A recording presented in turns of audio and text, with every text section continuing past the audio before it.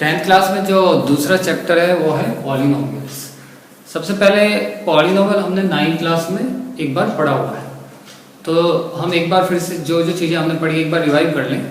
तो पॉलिनोमियल की जो डेफिनेशन है, as per definition, poly means many and nomial means terms. So polynomial का मतलब है मैनी टर्म्स। अब इस पॉलिनोमियल का जो हमने स्टैंडर्ड फॉर्म पढ़ा था, जैसे मैंने एक एग्जांपल लिया पॉलिनोमियल में, for example 3x square minus 4x plus 7। Okay, ये पॉलिनोमियल का मैंने एग्जांपल लिया। तो हर पॉलिनोमियल में तीन चीजें होती हैं। Number 1 variable, number 2 constant and number 3 exponent, है ना। तो वेरिएबल जैसे मैंने यहाँ पे x लिया है तो ये वेरिएबल है, और ये वन वेरिएबल है। वन वेरिएबल के अलावा टू वेरिएबल भी हो सकता है ना। इसमें y भी हो सकता है, x y दोनों साथ भी हो सकते हैं। तो ये वन वेरिएबल है। कांस्टेंट, जैसे कांस्टेंट वो टर्म है जिसमें ये वेरिएबल नहीं है, जैसे यहाँ पे कांस्टेंट टर्म जो है वो 7 है। ठीक है, कांस्टेंट के साथ साथ एक और वर्ड आएगा कोफिशिएंट। कोफिशिएंट जैसे x स्क्वायर का कोफिशिएंट जो है वो 3 है, x का कोफिशिएंट -4 है, और ये जो कांस्टेंट है ये किसी का कोफिशिएंट नहीं है, तो हम कह सकते हैं कि ये x की पावर 0 का कोफिशिएंट है, क्योंकि किसी की पावर 0 1 होती है।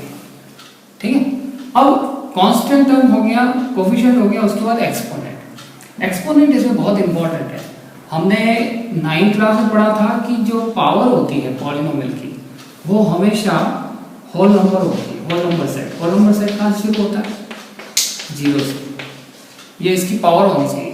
तो हम कह सकते हैं कि जो पॉलिनोमियल है उसका स्टैंडर्ड फॉर्म अगर मैं शो करूं तो a की power a into action, bxn-1, cxn-2 and so on. Last में कांस्टेंट कोई हो सकता है, फॉर एग्जांपल e, है ना। तो यहाँ पे a b c ये सारे कांस्टेंट है, लेकिन कोफिशिएंट नहीं है, एक्सेंट का कोफिशिएंट है। सबसे पहले जो n है, ये n जो है ये होल नंबर होगी, है ना। होल नंबर में 0 1 2 ये कुछ भी इसी सेट में से आएगा, और होल नंबर के अलावा कोई भी पावर नहीं होगी। अगर होल नंबर के अलावा कोई पावर होगी तो वो पॉलिनोमियल नहीं है। ये हमने चेक करना 9th क्लास में सीखा था।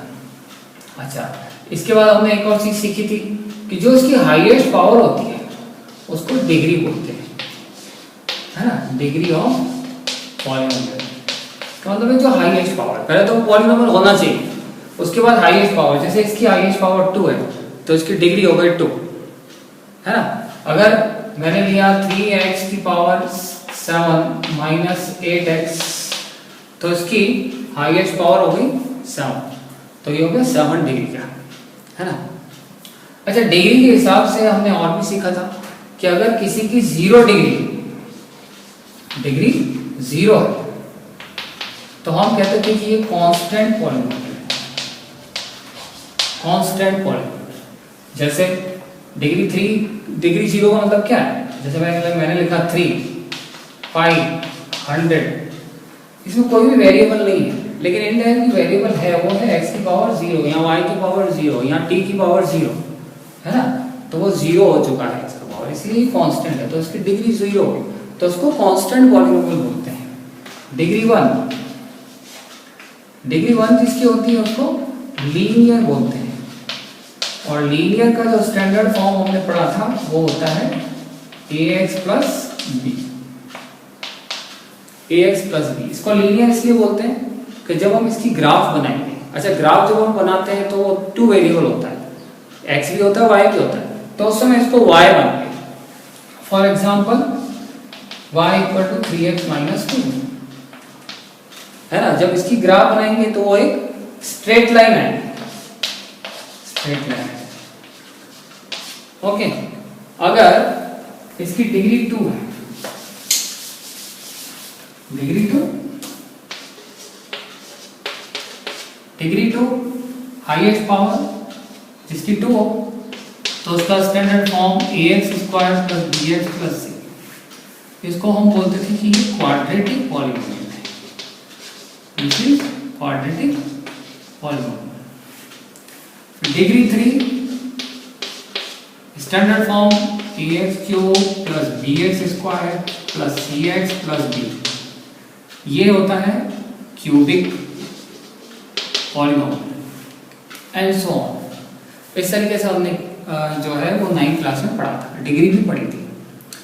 इसके बाद सबसे पहले हमारे दिमाग में आता है कि पॉलीनोमियल और इक्वेशन के बीच में डिफरेंस है क्या या क्या है। तो इक्वेशन और पॉलीनोमियल में डिफरेंस जानने के लिए हम क्या करें, फॉर एग्जांपल मैंने एक पॉलीनोमियल लिया 3x माइनस 2, एक पॉलीनोमियल लिया माइनस 3x प्लस 2। अब हमने 9th क्लास में इसके जीरोस पढ़े थे, वो हम ग्राफिकली देखेंगे कि ये जीरोस का मीनिंग क्या है ना। तो सबसे पहले मैं 3x माइनस 2 की ग्राफ बनाऊंगा। तो 3x माइनस 2 की ग्राफ बनाने के लिए मैंने px को मान लिया y, तो y equal to 3x minus 2। अगर x की जगह मैं 0 रखूंगा तो y की वैल्यू आएगी माइनस 2, तो 0, माइनस 2, एक पॉइंट ये हुआ है ना। अगर मैंने यहाँ पर x की जगह 3/2 रखा, x की जगह 2/3 रखा, अगर 2/3 रखेंगे तो 3 कैंसिल हो जाएगा, 2 0 हो जाएगा, तो 2/3 रखने पे y 0 हो रहा है, तो ये 0 ये 1 और 2/3 कहीं अगर यहाँ आ रहा है, ये मेरी इसकी ग्राफ है, ये हो गई y equal to 3x minus 2 की ग्राफ। ठीक है, अभी अगर मुझे इसकी ग्राफ बनानी है तो मैंने इसको y मान लिया, 2 वेरिएबल में चेंज कर दिया, तो y equal to minus 3x plus 2। अगर मैंने x की जगह 0 रखा तो y का आंसर आएगा 2, एक पॉइंट ही होगा।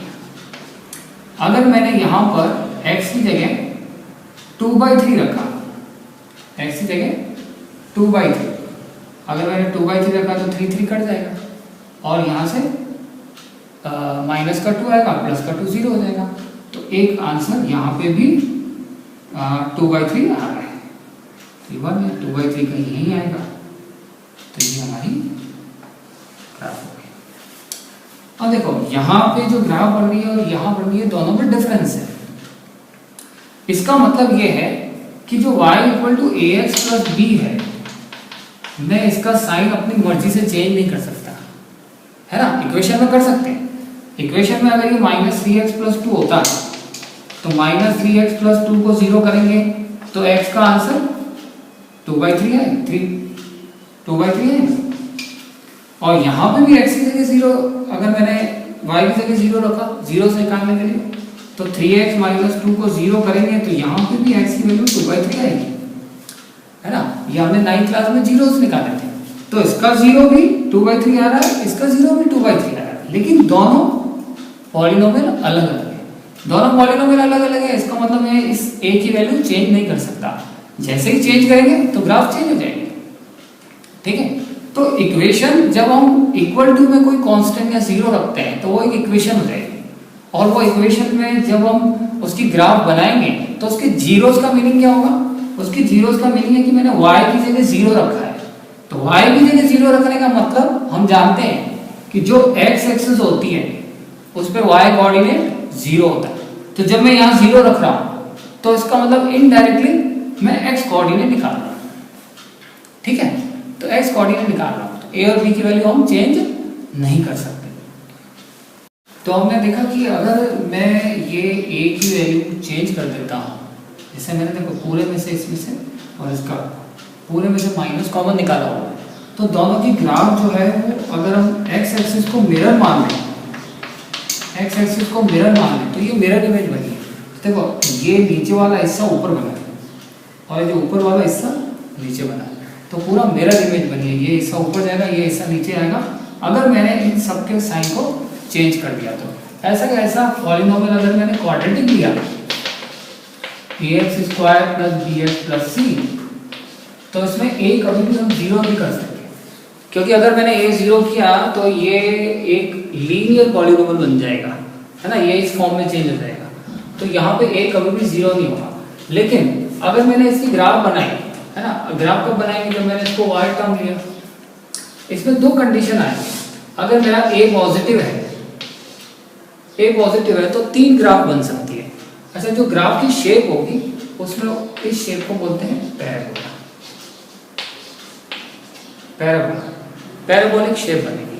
पैराबोलिक शेप में 3 तरह की ग्राफ बन सकती है। अगर मैंने a इज ग्रेटर देन 0 लिया, a इज ग्रेटर देन 0 में 3 ग्राफ बन सकती है। हो सकता है कि वो x एक्सिस को, क्योंकि इसकी हाईएस्ट डिग्री 2 है, तो हाईएस्ट डिग्री 2 है तो मैक्सिमम 2 पॉइंट पर ये x एक्सिस को इंटरसेक्ट कर सकती है। मैं यहाँ मैक्सिमम वर्ड इसलिए यूज कर रहा हूँ क्योंकि हो सकता है कि इंटरसेक्ट ना भी करे, है ना। तो मैक्सिमम ज्यादा से ज्यादा 2 पॉइंट पर, क्योंकि इसकी डिग्री 2 है तो मैक्सिमम 2 पॉइंट पर इंटरसेक्ट कर सकती है। तो दूसरी ग्राफ जो है वो उसकी ऐसे भी बन सकती है और तीसरी ग्राफ जो है वो उनकी ऐसे बन सकती है। ये वो ग्राफ है जिसमें x एक्सिस पर ये इंटरसेक्ट कर ही नहीं रही है ग्राफ, ठीक है। इसी तरीके से a इज लेस देन 0 होगा तो a इज लेस देन 0 होगा तो भी 3 बनेगी। एक ऐसे बन सकती है, एक मैंने कहा था कि मिरर इमेज बनती है तो इसकी मिरर इमेज ऐसी दिखेगी, है ना। इसकी मिरर इमेज ऐसे दिखेगी और इसकी मिरर इमेज ऐसे दिखेगी अगर मैंने साइन चेंज कर दिया था, ठीक है। अब मैं एक छोटा सा एग्जांपल भी लेता हूँ। जैसे मैंने एग्जांपल लिया,